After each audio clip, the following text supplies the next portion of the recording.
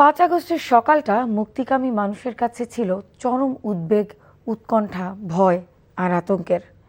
March two Dhaka কর্মসূচি সফল না হলে স্বৈরাচারের কালো মেঘেই ঢাকা থাকবে রাজনীতির আকাশ। কিন্তু লাখ লাখ মানুষ যখন গণভবনের দিকে, তখন শেখ হাসিনার তল্পিতল্পা গোছানোর শেষ সময়।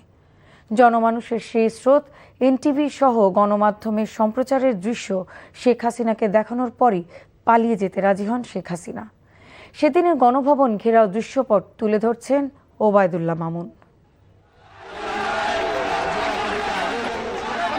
মার্চ টু ঢাকা কর্মসূচি 5 আগস্ট 2024।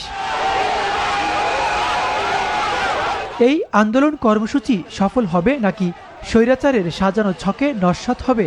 হাজারো প্রাণের বিনিময়ে এগিয়ে যাওয়া শেখ হাসিনা পতনের এক দফা কর্মসূচি।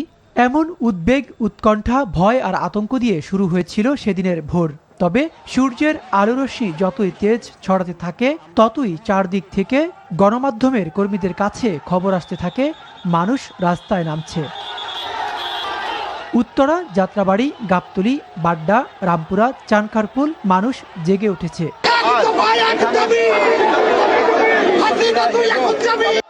এক দফা দাবি, যাদের লক্ষ্য তাদের রুখবে কে? মৃত্যু নয়তো মুক্তি। যে তুর্কি মরতে জানে তাকে পুলিশ কিংবা আইনের বেড়াজালে আটকানো সহজ?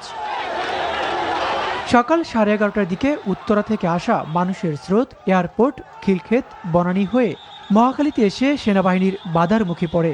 লাখো মানুষের সেই জনস্রোত আটকাতে পারেনি কোনো বাধা। গণভবন ঘেরাওয়ের সেই পদক্ষেপে শেখ হাসিনার অন্তরাত্মা কেঁপে ওঠে। এনটিভির হয়ে বাঁধভাঙা সেই মিছিলের দৃশ্য সেদিন দর্শকদের সামনে তুলে ধরেছিলেন তৎকালীন সিনিয়র করেসপন্ডেন্ট হাসানুল শাওন।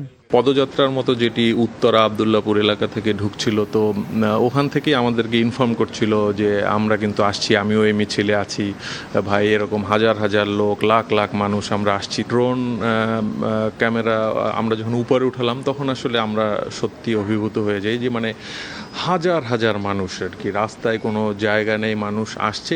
36 জুলাই অর্থাৎ 5 আগস্ট কারফিউ ছিল সেদিন।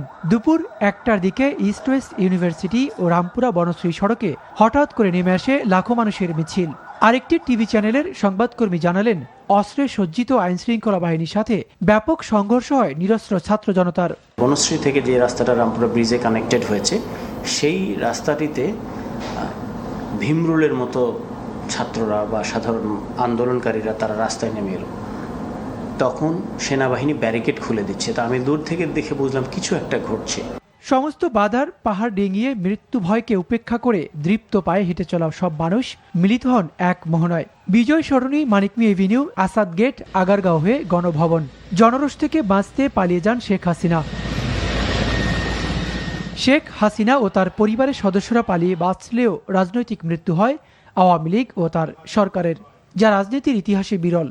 এই ঘটনা আসলে আমাদেরকে বুঝিয়ে দেয় সেটি হচ্ছে যে কোনো ধরনের স্বৈরাচারী যে আচরণ তা যদি থাকে এবং তার এগেনস্টে যদি ছাত্র জনতা ঐক্যবদ্ধ হয়, তাহলে যত বড় শক্তিশালী হোক না কেন স্বৈরাচার, তাদের পতন অনিবার্য। কিন্তু সেই মুক্তির স্বাদ দীর্ঘায়িত হয়নি রাজনৈতিক দলগুলোর অনৈক্যর কারণে। কাঙ্ক্ষিত গন্তব্যে পৌঁছাতে পারেনি জুলাই গণ অভ্যুত্থান। আমরা কি 2 বছর পরে সেই কাঠামো নির্মাণ করতে পেরেছি, অথবা আমরা কি শুরু করতে পেরেছি কিনা, এটি একটি বড় প্রশ্ন। আমরা দেখি যে যারা রাজনীতিতে বড় বড় যারা স্টেক হোল্ডার, তাদের মধ্যে বিভিন্ন রকমের দ্বিমত আমরা দেখতে পাই।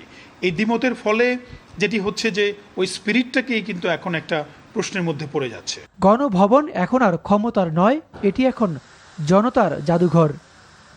Obaidullah Mamun, NTV news, Dhaka.